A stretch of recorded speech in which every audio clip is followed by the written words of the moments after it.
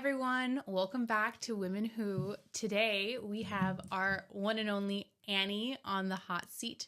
And personally, her testimony has spoken to me and is such a powerful one. And I'm so excited to get to dive in with you today. Annie, what do you have to say for our guest here today? Hey. Powerful stuff. All right. I really am excited to dive deep with you. I mean, like I said earlier, our friendship really started with the power of your testimony. I listened to it on Breaking Bread, and I told Andrea, I was like, oh my goodness, this woman has a story, and it's so powerful, and it touched me in such a way that I myself contacted you and was like, I need to sit down with you, and I need to talk to you because it was just so impactful for me. And it was the first time I felt like, wow, I wasn't in that journey alone. Wow. So I just wanted to start with, who you are. I mean, obviously you're one of 5 women who, and that alone is so cool, but you have such a backstory. Yeah. So let's start with how you became who you are, maybe a little bit about your family dynamics, and we'll keep going from there. Perfect. Wow. Like, yeah, it is a lot hotter than the car seats. Yeah, I told you. The heat warmers.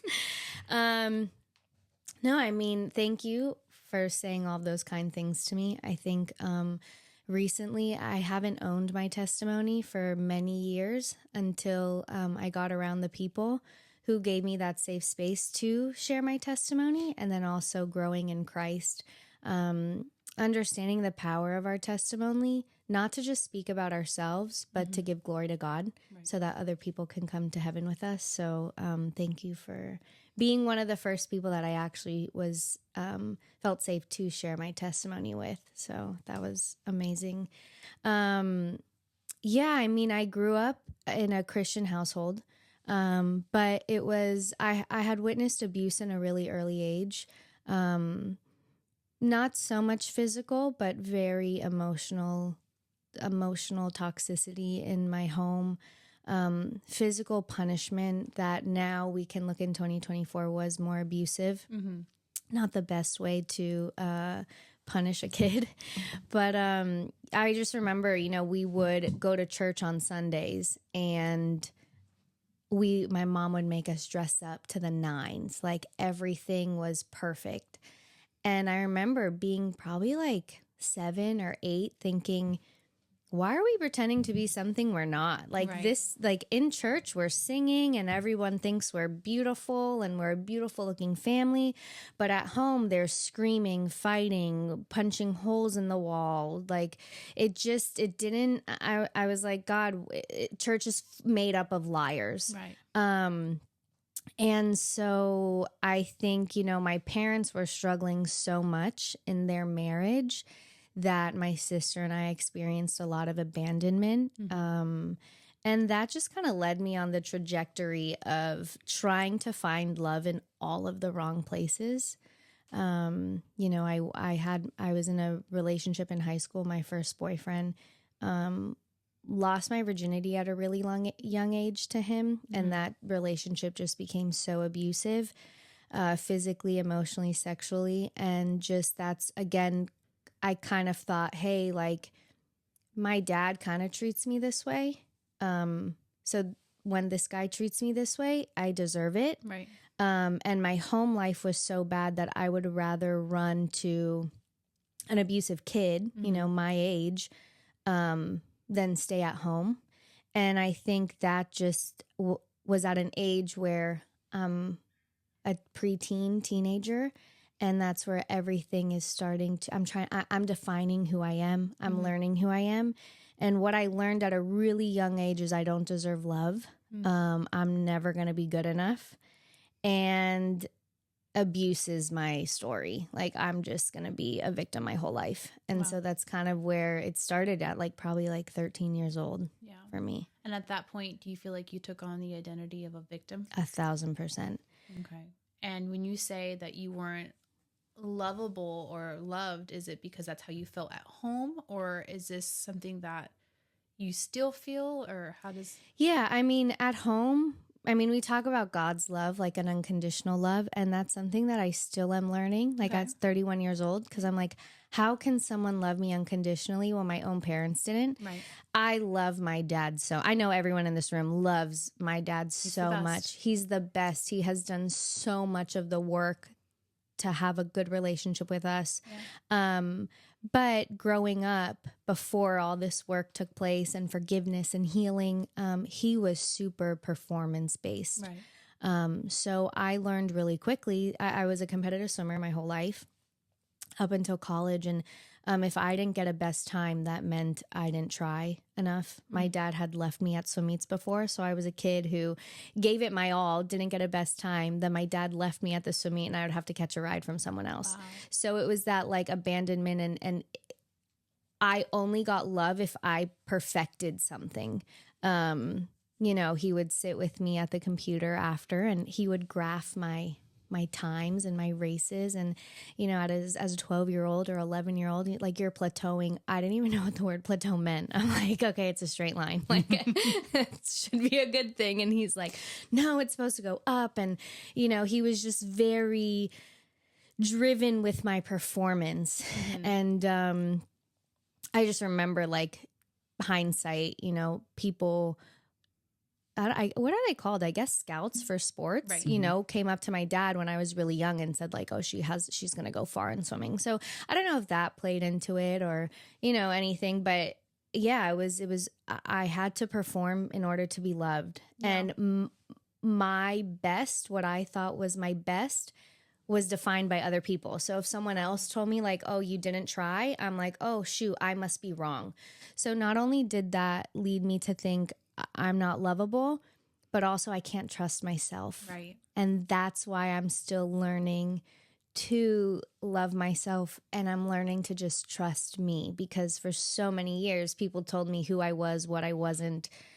You know, I was listening to so many other voices instead of myself. Yeah. You've been judged by other people, like even in your swimming competitions, yeah. It's like those judges, right? But that you don't trust your own judgment of yourself anymore. Oh yeah. In everything I did, I was judged. Yeah.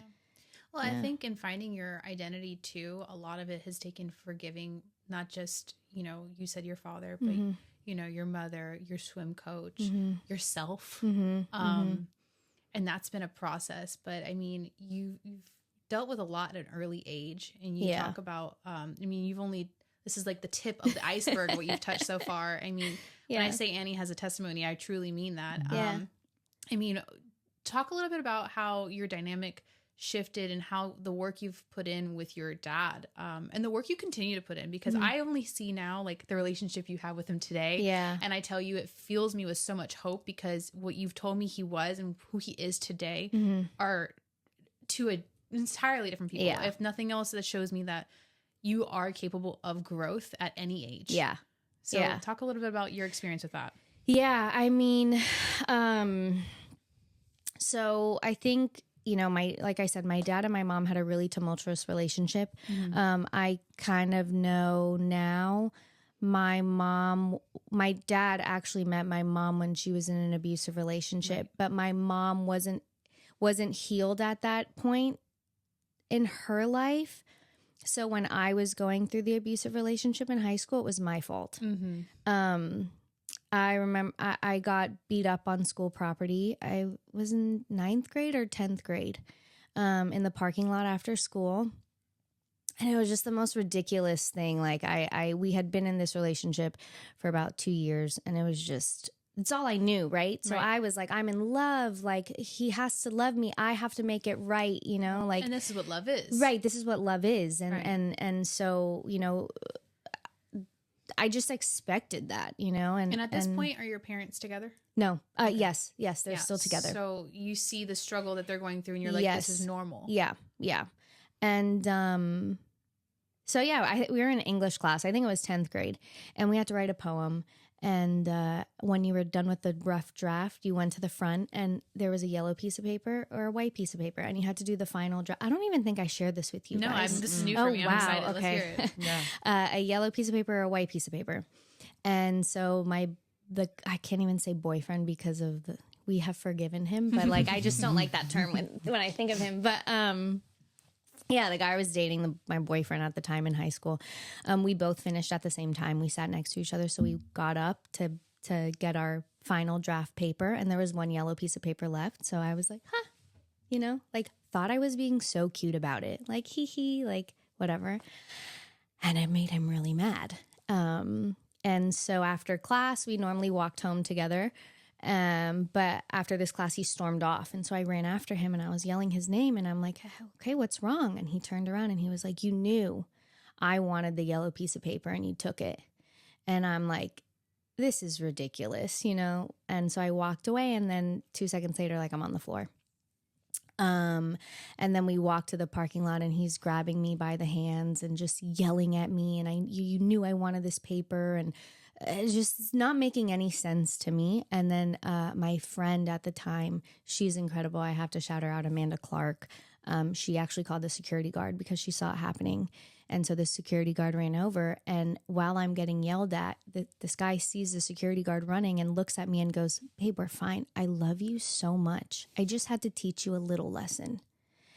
And I'm just thinking, like, I think I was, by the grace of God, starting to realize like something's not adding up here. Mm-hmm.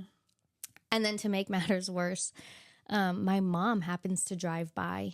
So I run to my mom. Like, I'm running to someone that I think is a safety net for me. And then I get in the car and the first thing she says to me is, what did you do? Oh, wow. So I'm like, again, just being... blame was on you. Blame was on me. So everything is always my fault. Nobody loves me. Everybody hates me. It's feeding the narrative. Yeah. And then I remember he got arrested. And in the... I had to write a witness report. Mm-hmm. And he was just staring at me through the cop car. And I remember writing, like, to protect him, like, he grabbed me, in parentheses, gently. Like, I was protecting him. Yeah. Do you like, well, I think anyone who's been in an abusive relationship knows what it's like. But for people who haven't, maybe, or just for others to relate to, I think we often see others who are going through it and we're like, why? Like, isn't it obvious to them? Yeah. And what would you say to that? Because I think I know it's not obvious. And I know now you look at it with fresh eyes and you can see all the wrongs that have been done. Yeah. But in the time, what were your thoughts? Like, I think, again, yeah, so many people were like, what are you doing? Right. You know, I would have to cover up, I walked into a wall, sorry, you know. Yeah. I was conditioned. Yeah. For sure. Yeah. Like, learning. And that's by why, who, like, though? By my household, okay. my family. And when you first realize that, it's hard to, you want to blame them. Mm-hmm. But again, it's like, now that I've grown, and this is what, 15 years ago, right. Like 16 years ago, they were doing what they were conditioned to do. So it's like a generational curse. Yeah. But yeah, after that, and he got arrested, I think he ended up going back to school and then found me again. And then the police were like, you're not safe here. We had a cop car patrolling like my street. And I grew up in Pinecrest, so like a super safe neighborhood. Right. So then of course all the neighbors knew like my drama, and I was sure that was problem child because I didn't break up with this guy, and I was, you know, he lived pretty far away from me. Is that me? Oh my gosh, on the hot seat. Whoops. Hold on 1 second. It's all the spam from this election. Anyway, problem child. Yes. Yeah, and so they again, like, I felt like my mom hated me. She was like, you are ruining the image I have created for us. Like, stop. Do you feel like, okay, because I feel like something you've struggled with as I've known you is like this idea of having to be perfect, right? Yeah. Performance-based, as you said. Yeah. And I'm so curious because you also mentioned in the same sentence, generational, you know, and I'm always like, where does it root from, you know? And obviously I don't think it started with your mom or your dad, you know? And I'm curious. So I'm always like, and I think when I say that, it's because it's in the growing and the healing process, you have to kind of give grace to people that are really hard to give grace to, including especially our parents. Yeah. And I think you have to kind of come back all the way to like, how were they treated? How did what happened in their household that made them think that they had to be perfect? Oh, for sure. And now that they think you have to be perfect. Yeah. And now, you know, I'm always, or what are they struggling with? Have you been able to do that work now? Yeah. I mean, more so on my mom's side. Right. But yeah, I mean, my grandparents, so my mom's parents, my grandfather was like serial cheater, cheated on my grandmother. My grandmother was beautiful. She was runner up for Miss, I don't remember the state, but she was like a pageant girl, pageant girly. And she's stunning. And so like, you know, you're this beautiful woman, you're raising 3 kids, you're a nurse, you're doing all these things, and then your husband's cheating on you and leaves you for someone who is almost your daughter's age at the time. Like, so, and you know, it's just so much with daddy issues and abandonment and all that stuff. So, and as a pageant queen, I'm sure there was a status quo to be met. And so again, it comes back to now my daughters have to look perfect at church. Yeah. You're bringing eyes, attention to us in the wrong way. Yeah. So it's a lot of that, like that she couldn't break that chain. And now you're seeing it and you're having to deal with the consequences of that unspoken chain, right? Yeah. And now here you are doing the work. Yeah. Realizing how unperfect I am. Yeah. But I think the in-between is you're still living in the in-between, but you still have so much more that you went through after that first abusive relationship. And where you spiraled to. So maybe first tell where you went from there. Yeah. Your parents had to take an approach that maybe you didn't agree with. Yeah. Yeah. So police officers were saying, you know, she's not safe at this point anymore. Right. Even with him in another school, like he was a child, he was under 18. So, I was sent away to a therapeutic Christian school in Texas. I was there for 10 months and it was just for kids who had dealt with trauma. Okay. And so I remember sitting down with my dad and my dad was just bawling and he goes, "I'm so sorry, I'm sending you away." And I remember saying like, "No, I'm ready. Like I'm ready to get away."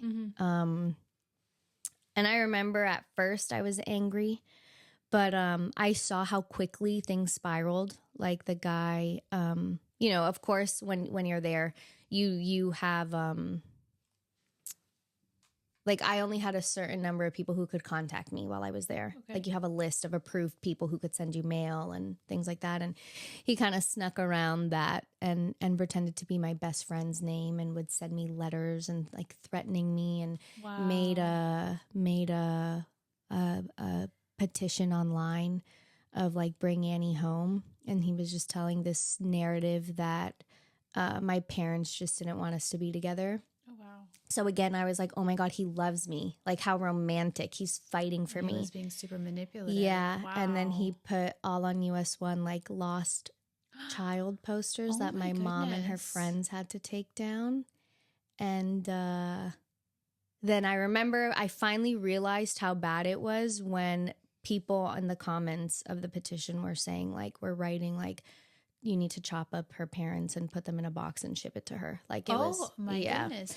So that's like what my first relationship ever was like. Wow. And then after that, I healed. I went to court against him, and it's also the court system like is so messed up. Yeah. Like there were charges that he didn't get charged with just because like for like aggravative stalking or aggravative just like blowing up my phone 100 times in 30 minutes because I turned my phone off to not get the calls. He didn't get charged because how could it bother me if my phone was off? Like just crazy things like that. So that was something that I really had to sit with. And again, like just because I didn't win that part of the court case didn't take away that it was so offensive and abusive to me. Right.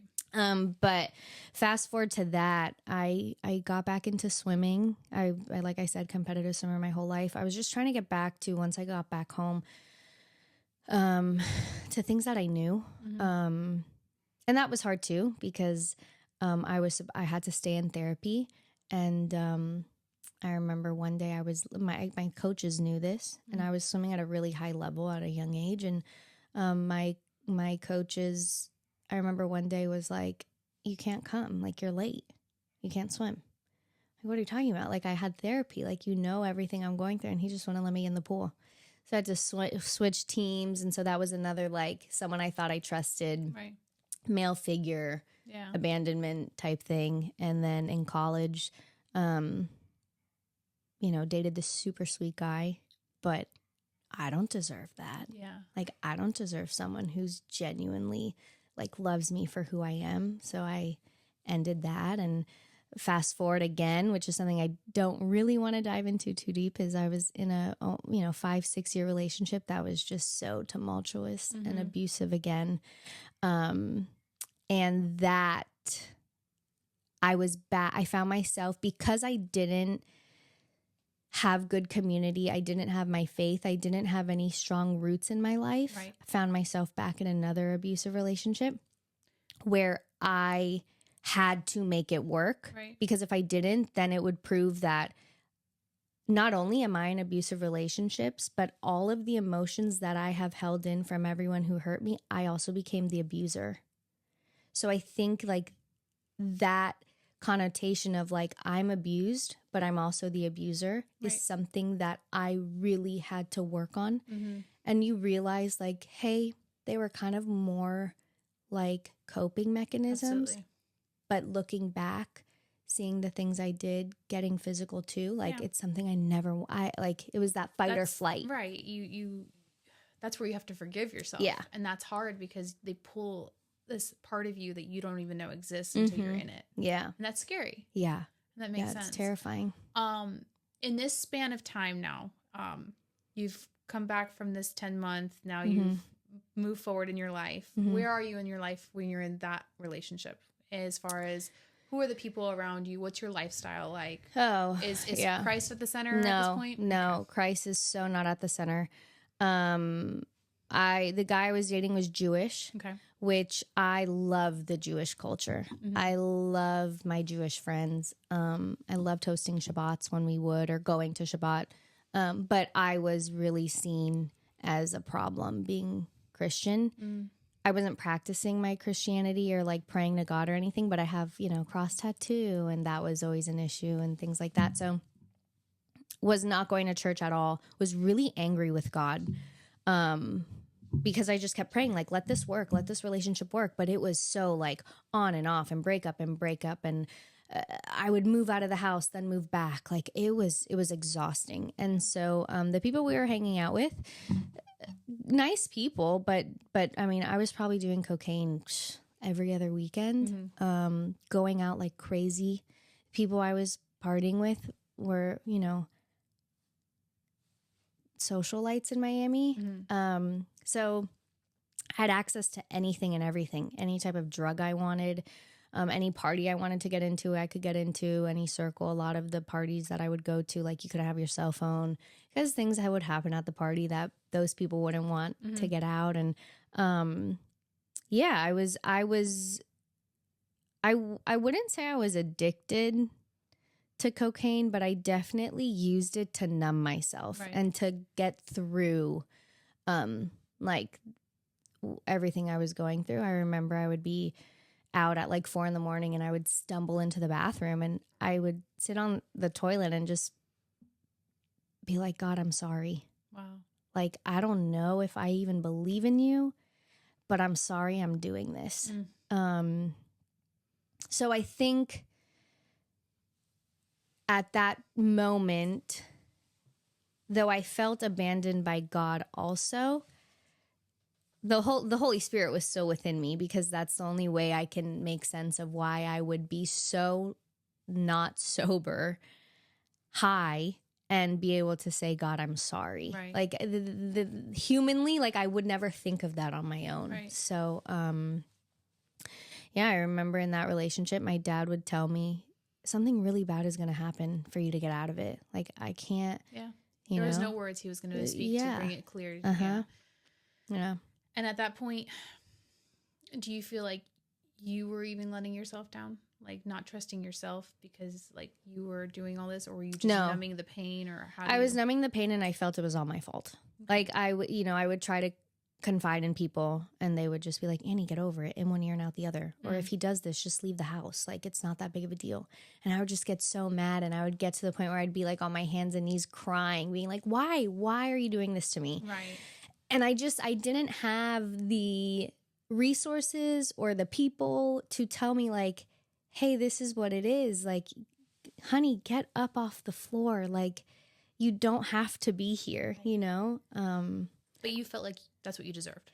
Felt like that was what I deserved. But I also remember there being a time where I was listening to Tony Robbins like every day, being like, okay, I need help. I need to get better. Something's wrong with me. And then two people would be like, stop listening, like stop reading all this self-help stuff. Like figure it out on your own. You don't need it. It's BS. Like it's all, you know? So I was just so like, I felt like there was no out. And I think at the end, we kind of both hated each other, but we were just stuck in this cycle, like this abusive, toxic, ugly cycle. Where it's almost better to be in it because 100%. That's all you know addicted. than to be out of it. Yeah. And I remember when we would get out of it, I felt like I was withdrawing. Yeah. There's withdrawals. And it was horrible. Yeah. Like I couldn't live my life without him. Even though it was just so bad. And I remember like just thinking there's nothing bad enough that could happen for, like when my dad said something really bad has to happen for you to get out of it. I'm like, it's not possible. Like I've already been through all the bad stuff. Yeah. But then it did. What was that? I remember we had discussed ending things. Like we were living together. And finally we just were like, I was like, I can't do this anymore. And again, this was something that I think we both were like, okay, yeah, we're saying this now. But because we had broken up, gone back together so many times, we probably both were like, oh, it's temporary. But yeah, we went out one night, got drunk. I drove like the fact that I didn't get us in a car accident was insane. Drove home like a mad person. And I was just like, I'm leaving. I'm done. I'm leaving. And we got back to the house. My friend Chelsea was there. And she now tells me, she's like, I knew something was weird because your car didn't leave. But yeah, it just got really nasty and really physical, really bad. And we had a puppy at the time together. And he just was like, I'm so sorry, like to the dog, like, I'm so sorry you have such an abusive mom, and just making me feel terrible. And I really personally don't want to go into like the detail of what actually happened that night. But I remember calling my dad. My dad was yelling at him to just give me the dog. And I ended up leaving. And honestly, they say God uses people to help you in your life. God also uses animals, because I really, truly believe Maverick is the reason why I never went back. Yeah. Like I never wanted to go back. You were protecting him. Yeah. He couldn't do it for you, but you were going to do it for him. Yeah. And I remember seeing how he treated Maverick, and I was like, that's kind of what he does to me, you know? Yeah, it was you could see it more clearly because it wasn't you. Yeah. Because you felt like you deserved it, but you knew that he didn't. Yeah, exactly. He was like helpless. Yeah. Yeah. So. Yeah. That's thank God for Maverick. I know. Thank God for Maverick. I never, and you never, if someone ever told me like, oh, hey, you're going to break that cycle of abuse in your life by a dog, I'd be like, you're crazy. Yeah. How does that make sense?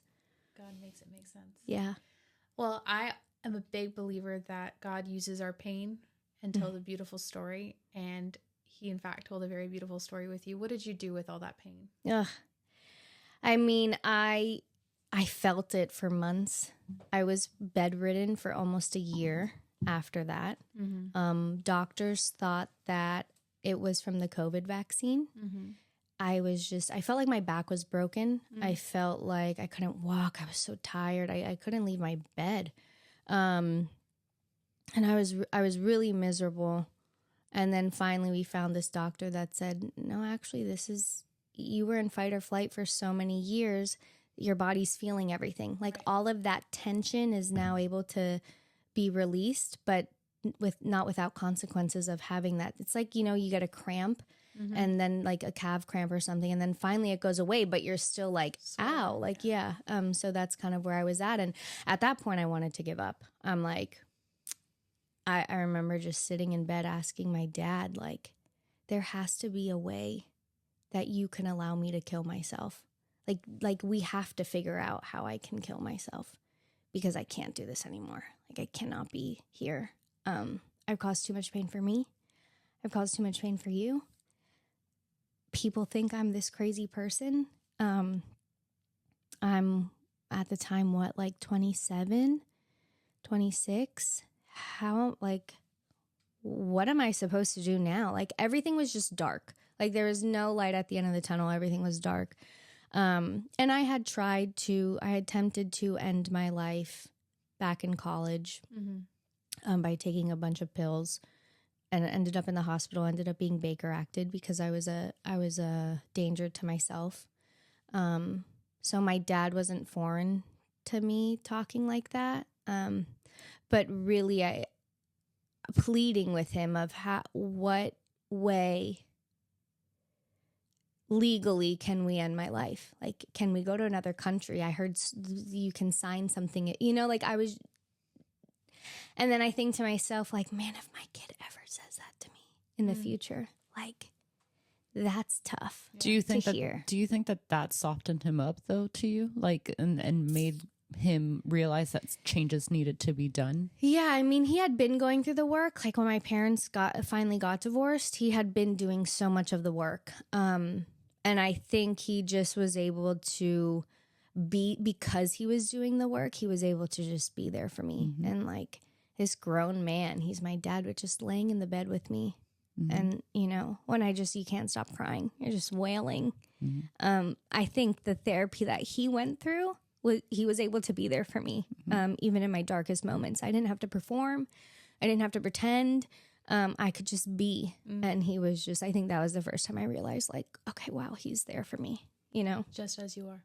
Just as I am. Yeah. In the darkest time. And that mimics your Heavenly Father's kind of love for you, that you don't have to perform. You don't have to show a different side of yourself. He is there for you just as you are too. Amen. Yeah. So, that was like for a year. And then I remember just my dad just let me be in bed. Right. I really didn't do much that year. And my friends Chelsea and Chloe were like, go back to what you know. Like, God. Like, go back to church. And I totally skipped a huge part. In that healing process, I wrote a book. That's what I was going to ask you. I was going to ask you either way. I know you're looking at me and I'm like, okay, yeah, I forgot it. Did I mean to forget it? We will never know. But the look got me. Yeah, I wrote a book. The title's Tender Bruises. I never went through with the publishing. I had a publisher. They're amazing. But fear. Yeah. I was like, oh my God, people are going to know everything. But the book, it's such a sweet accomplishment, I guess. It was huge in my healing process. The book is called, did I say it, Tender Bruises? Yes. And the pages go from black to white to let anybody know, if you pick up the book and you flip through it, things are going to get better. Right. And it was just a book of poems and prose. Like, all the poems in the black pages were gut-wrenching. You can't make it, one more day, heartache, heartbreak poems. And then as each page goes on, you get to the point where you've overcome whatever that heartbreak was. Right. You're on the other side. You see the light. And it was just my safe space. It was that was like how I journaled. Right. And so I still have the book. Don't know. It was a healing thing for me. But you shared your vision with me recently of what you have in store for that book, because it's not a matter of if, but when. Yeah. I'm speaking life over it because I've had the privilege of reading parts of it and hearing your vision for it. And it was so beautiful to hear you express what that meant to you. And I pray that you get to share that with the world, because it is exactly what I think so many need, including myself. in all walks of that season. Yeah. And I want to encourage you here because I think that was like your heart spoken out. And I know how vulnerable that can feel, but there's a beauty in our vulnerability. And I think it's our greatest gift to the world. For sure. I think I still struggle with having to be perfect to produce a book like that, like to publish a book like that. I feel like my limiting beliefs or narrative is I'm going to publish this book, do the exhibition that I had shared with you. Right. And then am I allowed to have a bad day after that? You know, like I'm still healing. I have so much healing still to do. But I think what I'm learning is that there's never a perfect time for anything in life. No. And if it's in God's plan for you, it's going to happen no matter what. Right. You just have to obey. Right. So yeah, we'll see. And I think like we've discussed, I think something connects us to people when we've struggled. You know? Yeah. It gives us more empathy. It gives us more understanding. It makes us more human. You know, we just had the privilege of recording a therapist who really took herself off the pedestal and said, I want to be able to sit across from the person I'm talking to as another individual who's going through the life struggles, you know, because that's the truth. We're all struggling. And so there's a beauty in that. And I just, again, I'm always your biggest fan. So I'm going to always push you to do more because I believe in you. Thank you. And I'm excited that when you share that, others will be touched by it as well. Thank you. Yeah. So Chelsea and Chloe told me, you know, go back to what you know. Yeah. So they're like, oh, there's a church called VOUS. I'm like, okay.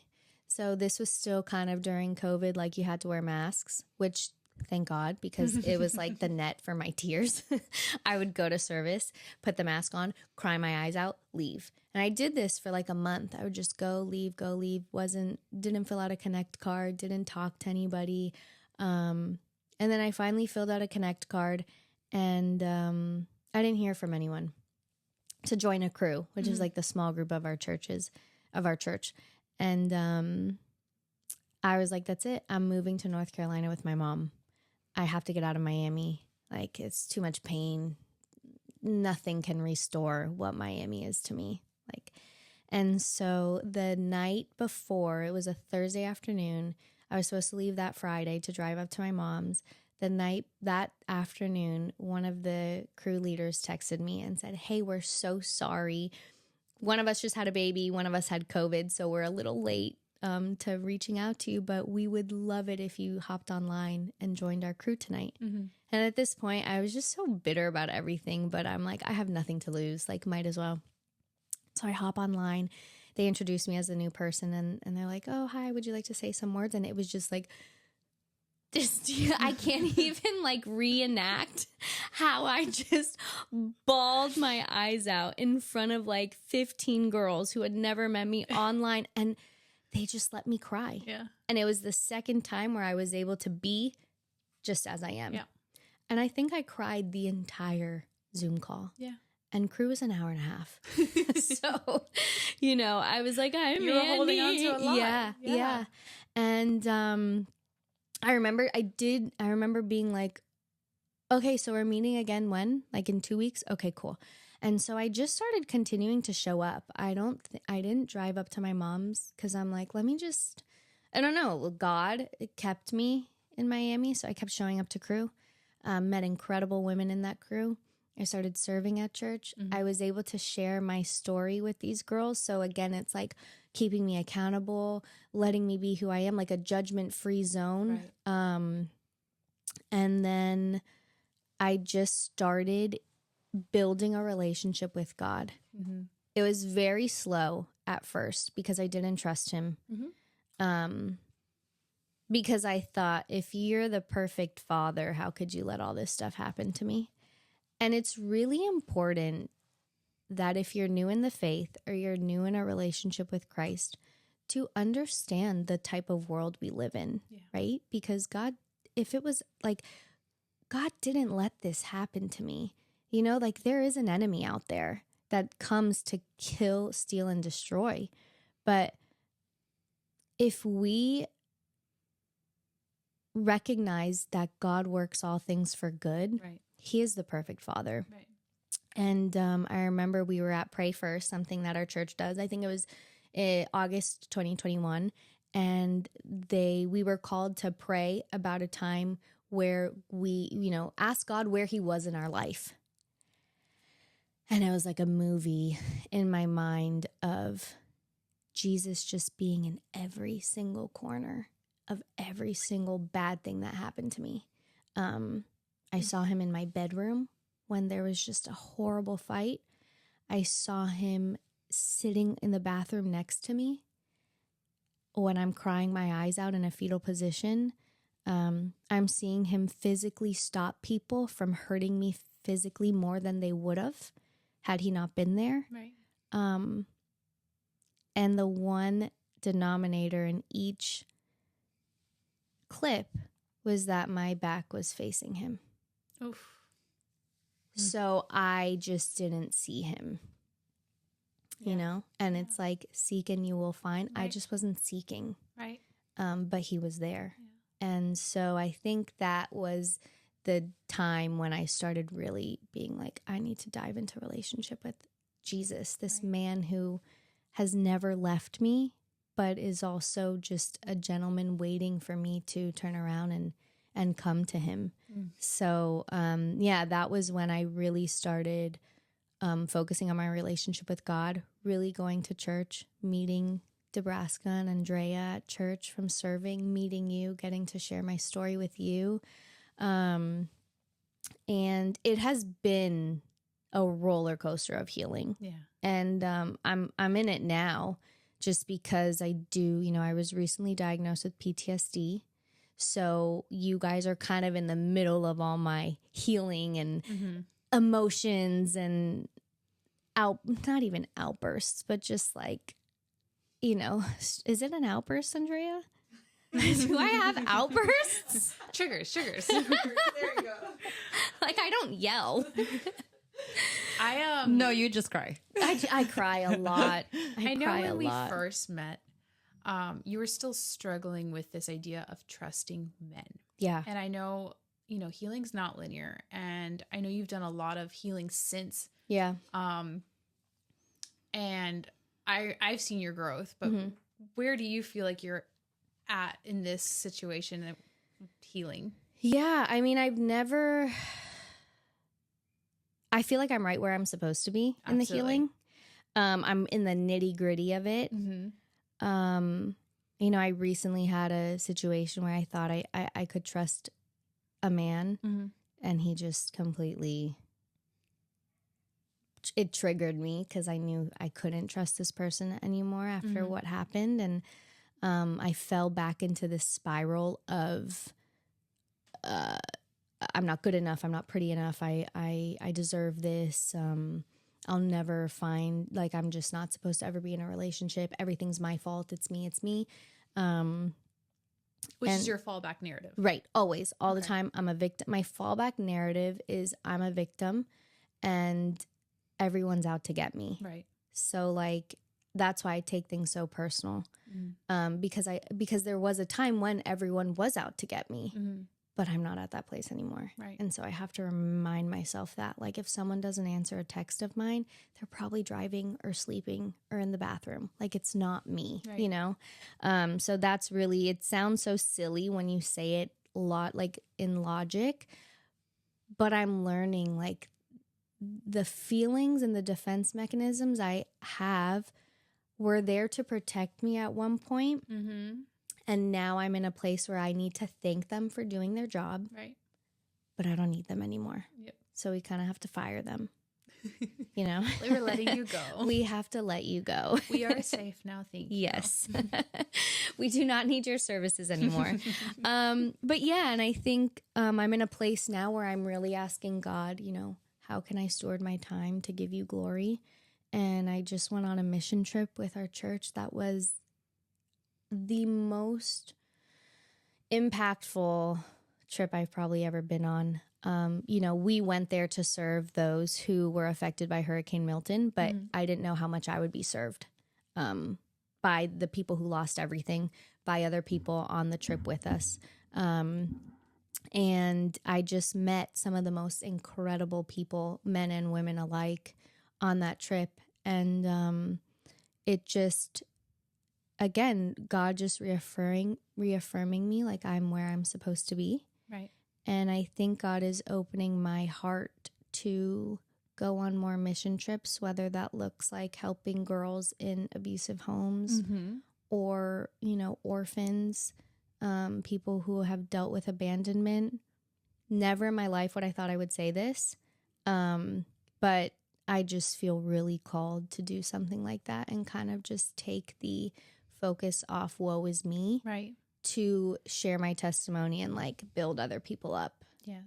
Isn't that beautiful that you've been able to take your pain and give it a purpose? And I think, and it's a purpose so much greater than yourself. And I think often the victim mentality only allows us to see this close, and you've been able to take that veil off and really get to see forward past yourself, you know, with God by your side, and just say, I'm going to use this story to impact others' lives. And you already have. You've already done the work, and you already have, and you're going to continue to do the work. And I see you leaning into the fear and leaning into the discomfort. And that's a power. That's like a strength that comes so far. It's so much more than yourself, you know? And it's beautiful. Thank you. It doesn't feel beautiful. Oh, I know. It does not feel beautiful. And sometimes we need to throw that foundation on a couple more times a day than we'd like to. But it is a beautiful process. And I'm honored to get to do that by your side and get to do that with you. You are amazing. And I really am like, I'm just always encouraged by you. I see you like doing the work, and, you know, we're doing it together, and it just feels like we can't be stopped when we're doing it together. And we've talked about this in so many episodes. Don't start crying. You're going to make me cry. I'm trying not to. But, you know, it's when you really have the women around you and the support system around you that makes the impossible feel possible. There's nothing quite like it. And it feels so special and unique. Yeah. And I know we've all individually have prayed for one another, and I don't even think we knew how important and impactful this relationship would be. I'm really excited for what's to come. The best is yet to come. Do you think that you could actually write a mission statement now compared to a few months ago? For sure. Which is crazy. Yeah. Yeah, because before I'm like, I don't even know who I am. Yeah. Like, I don't know what I like. At 30 years old, 31. Oh my God, I'm 31. Beautiful age. It's a great age. It's a great age. 30s are great. 30s are great. No, yeah. And it was embarrassing. I'm like, I'm 31 years old and I can't write a mission statement for my life. Like,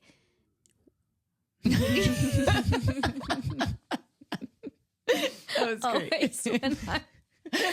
I am a girly with tummy issues. So if you wanted to know that, that's very vulnerable. I have tummy issues.